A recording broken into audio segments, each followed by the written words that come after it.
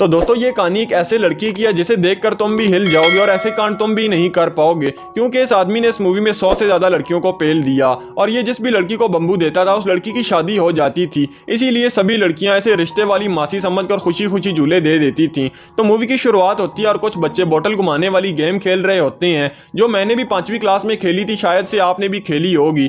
इस गेम में लड़का बोतल घुमाता है और ये बोतल जिस भी लड़की पर आकर रुकेगी वो दोनों अकेले कमरे में चले जाएंगे, लेकिन मैंने ऐसी वाली नहीं खेली थी वरना मौज ही आ जाती। तो तभी एक मोटे लड़के का नंबर आता है तो वो खुद से 100 गुना पतली लड़की को कहता है आजा रानी बस 10 मिनट के लिए, और वो दोनों चले जाते हैं अकेले कमरे में। इसके बाद पप्पू की बारी आती है और उसकी बोतल एक काली जादूगरनी पर आकर रुकती है और वो दोनों कमरे में जाते हैं। तो काली जादूगरनी पप्पू को कपड़े उतारने का कहती है, लेकिन हमारा पप्पू बेचारा तो डर ही जाता है और वो साफ मना कर देता है। और वहीं बाहर बैठे मोटे को लगता है कि अंदर पप्पू को तो मौज आ रही है, लेकिन तभी जादूगरनी पप्पू को लात मारकर बाहर फेंक देती है, जिसे देखकर सभी बच्चे डर जाते हैं। और वो जादूगरनी पप्पू को शराब देती है, आज से तू जिस भी लड़की के साथ पलंग तोड़ेगा वो तुझे छोड़कर चली जाएगी ठेंगा दिखाकर। और हमारे पप्पू के बाल उखाड़ कर चली जाती है, जहां पप्पू बेचारा बहुत डर जाता है। और अगले सीन में हम देखते हैं कि पप्पू और जप्पू दोनों बड़े हो गए थे और जप्पू वही है मोटा जो मौज ले रहा था, और अब ये दोनों डॉक्टर बन चुके थे दांतों के, यानी डेंटिस्ट। इसके बाद वो दोनों एक शादी में जाते हैं जहां पर दुल्हन पप्पू को थैंक यू कहती है, क्योंकि पप्पू की वजह से ही उसकी शादी हुई है।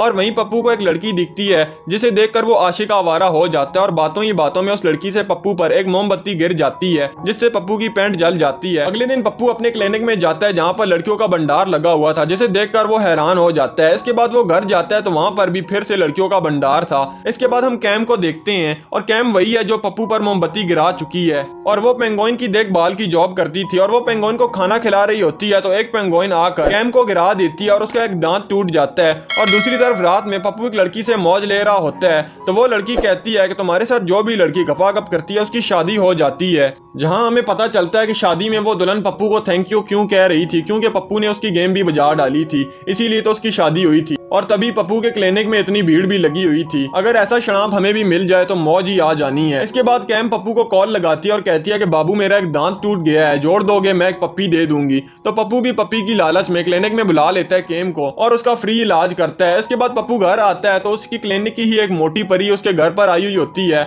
और कहती है कि मेरा मोटा और काला शरीर देखकर कोई भी मुझसे शादी नहीं कर रहा, तुम मुझे बजा डालो ताकि मुझे भी मेरा सच्चा आशिक मिल जाए। ये सुनकर पप्पू भी घबरा जाता है। इसके बाद पप्पू और जप्पू मिलते हैं तो जप्पू कहता है यार तू जिस भी लड़की को मुर्गी बनाता है उसकी शादी हो जाती है, तो तू इस बात का फायदा उठा और खूब पैसे कमा ले। पहले तो पप्पू मना कर देता है, लेकिन जप्पू उसे कहता है कि यार जॉनी भैया को देख, उन्होंने कितनी लड़कियों की हेल्प की है, कभी ड्राइवर बनकर और कभी प्लम्बर बनकर, आज इसीलिए जॉनी भैया को दुनिया सलामी ठोकती है। ये सुनकर पप्पू भी पप्पू भैया बन जाता है और अगले दिन क्लिनिक जाकर सब लड़कियों से पैसे लेकर उन पर अपनी रेलगाड़ी चढ़ा देता है। लेकिन पप्पू की रेलगाड़ी कभी बेड पर और कभी बालकनी पर चलती है, यहाँ तक कि पप्पू भैया ने पुलिस को भी नहीं छोड़ा, बस एक रूल अपनाया, मौज लो और रोज लो।